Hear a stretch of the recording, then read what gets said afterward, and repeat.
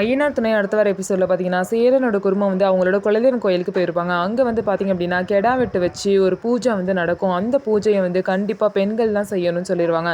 உடனே கார்த்திகாவோட அம்மா வந்து அந்த குடும்பத்துலலாம் பொம்பளைங்களே இல்லையே, பொம்பளைங்களே இருக்கக்கூடாது, அப்படி ஒரு ராசி கெட்ட குடும்பம், அந்த குடும்பத்துலேருந்து யார் செய்ய போகிறா அப்படின்னு சொல்லிட்டு கேட்பாங்க.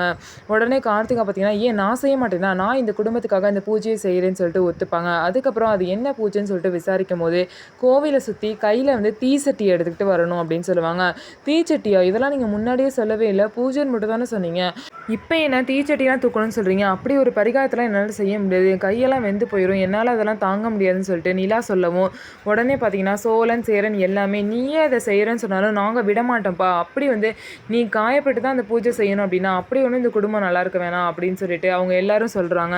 ஸோ இதுக்கப்புறம் நிலா வந்து அந்த பூஜையை செய்வாங்களா மாட்டாங்களா, ஸோ என்ன நடக்க போகுது அப்படின்னு சொல்லிட்டு நம்ம வெயிட் பண்ணி பார்ப்போம். நம்ம வீடியோ உங்களுக்கு பிடிச்சிருந்தா நம்ம வீடியோவை லைக் பண்ணிக்கோங்க. மறக்காமல் நம்மளோட சேனலை சப்ஸ்கிரைப் பண்ணிவிட்டு பாருங்கள்.